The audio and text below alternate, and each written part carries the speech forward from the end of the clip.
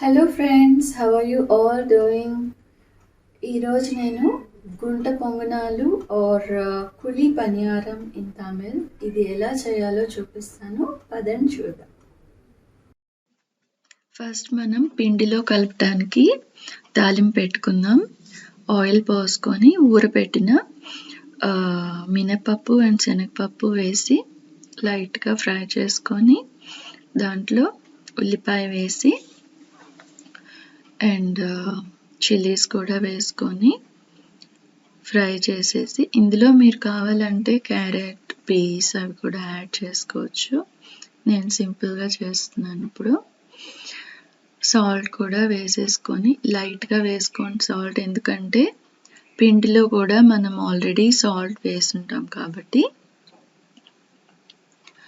ఇప్పుడు అది చల్లార్చి దాంట్లో పిండిని కలిపేసుకొని పక్కన పెట్టేసుకోవాలి. ఇప్పుడు మన కడాయిలో ఆయిల్ వేసుకొని అది హీట్ అయిన తర్వాత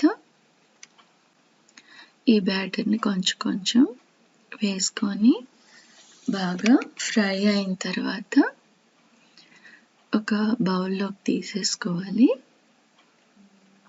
ఇది మీరు జస్ట్ ఇడ్లీ పొడి ఉంటే కూడా జల్లుకొని తినేయచ్చు. చట్నీతో తింటే కూడా బాగుంటుంది. ఇప్పుడు మనం స్పైసీ చట్నీ ఎలా చేయాలో చూద్దాం.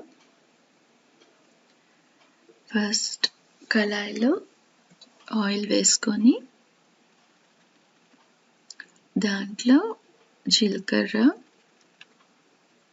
అండ్ దెన్ గార్లిక్ వేసుకొని నేను చిన్న చిన్న ఆనియన్స్ వేస్తున్నాను. మీరు కావాలంటే ఒక ఆనియన్ వేయచ్చు చాప్ చేసి. చాలా సింపుల్ చట్నీ, ఇది టేస్టీగా ఉంటుంది. ఇప్పుడు ధనియాలు, తర్వాత హోల్ చిల్లీస్ వేస్తే బాగుంటుంది. అది కొంచెం సాట్ చేసిన తర్వాత టొమాటోస్ని కట్ చేసి అందులో వేసేసుకోవాలి. ఇది కొంచెం సేపు బాగా ఫ్రై చేసి టొమాటోస్ సాఫ్ట్ అయిన తర్వాత బాగా చల్లార్చుకొని లిటిల్ చింతపండు కూడా వేసుకోండి అండ్ సాల్ట్ కూడా వేసుకొని గ్రైండ్ చేసుకొని తాలింపు పెట్టుకోవాలి. మన yummy tomato chutney is ready along with our Gunta Ponganalu or Kuli Paniyaram.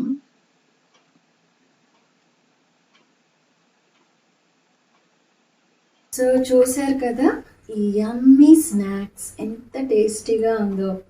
పిల్లలు చాలా లైక్ చేసి తినే రెసిపీ.